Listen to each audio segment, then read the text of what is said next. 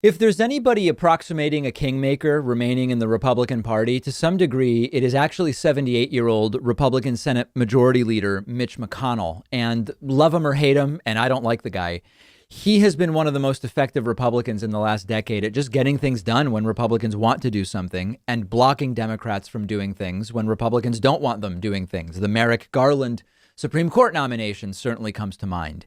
And immediately following Joe Biden's formal electoral college win on Monday, where each state's electors voted and confirmed that indeed Joe Biden has 270 electoral votes, Mitch McConnell acknowledged Joe Biden's win and congratulated Joe Biden. Now, this is not praise of Mitch McConnell. Mitch McConnell avoided acknowledging that Joe Biden won for 5 weeks after the election, even when it was obvious that Joe Biden had won. This is not about Mitch McConnell being a good guy. It's once again, even someone as horrible as Mitch McConnell, as unwilling to admit what is there and plain to see as Mitch McConnell, is saying Joe Biden won, effectively ending any remote possibility that the Republican Party would insist that Joe Biden didn't really win. Here is Mitch McConnell yesterday on the floor of the U.S. Senate. Take a listen. But our system of government has processes to determine who will be sworn in on January the 20th. The Electoral College has spoken. So today I want to congratulate President-elect Joe Biden. The President-elect is no stranger to the Senate. He's devoted himself to public service for many years. I also want to congratulate the Vice President-elect, our colleague from California, Senator Harris.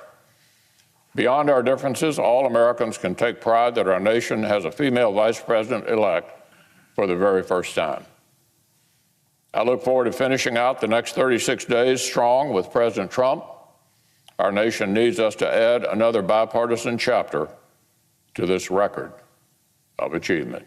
So this is important for a few reasons. Number one, this signals that there's really nothing left for Trump. I mean, truly nothing to try to steal this election. Now, I know that the QAnon people and the cultists and even Trump himself and, Kayleigh McEnany, as we saw earlier, they're going to continue acting as if there's more to do. Maybe Jenna Ellis is going to, if she's recovered from coronavirus, they're going to keep going. But when even the Senate majority on January 6th, who do you think is going to interfere with Joe Biden officially being a president-elect in terms of Congress accepting the votes? It would be members of the Republican Party in the House and Senate. And the Senate Majority Leader here has said congratulations to Joe Biden. So it signals the emptying of the bag of tricks, so to speak. But secondly, this is also relevant and important for people who were dreaming of something to happen sometime between now and the inauguration that would slow down or prevent Joe Biden swearing in.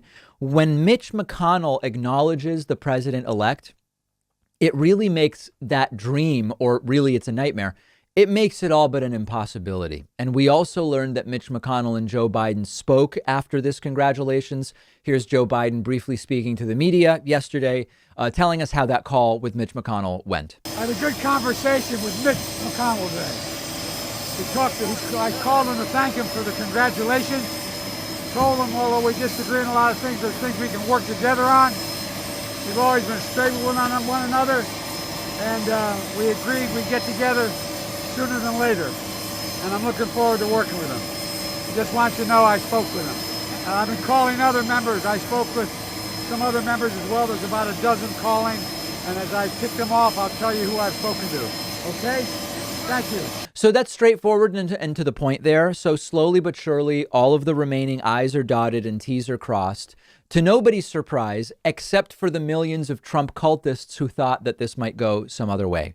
Now, my only concern about what Joe Biden said continues to be the same one I've had from before the election.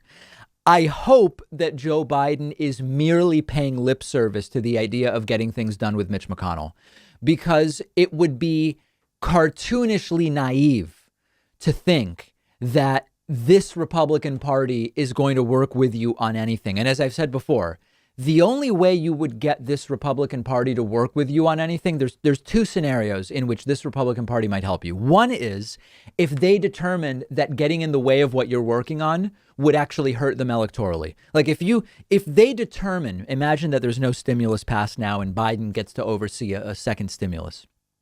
If Republicans determine that not doing a second stimulus is bad for them, they might actually come to the table with Joe Biden, but they would still try to make it mostly for corporations and not really for individuals. The second scenario where Republicans would work with Joe Biden or work with Democrats in general is if Joe Biden and Democrats are willing to accept such outrageous compromise to get Republicans on board that it becomes almost like a Pyrrhic victory, where it's a victory on paper, but you may actually be doing more harm than good in so working with these Republicans. So my concern continues to be the naivete if Joe Biden really thinks he's going to work with these people. He's not. Now, very quickly, Mitch McConnell became enemy number one of the Trump cult. We'll do more about this later, but just one example for you here.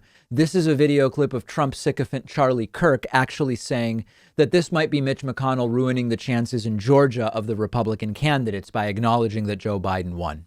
And so if Mitch McConnell wants to wake up on January 6th and be met with two of his Senate candidates all of a sudden trailing in Georgia, keep talking like this. Go out of your way to use the term congratulate. If he had to and was getting pressure, he could have at the very most, today I will recognize. I probably would have taken exception with that. But the term congratulations inherently means that you are applauding and recognizing an achievement of success.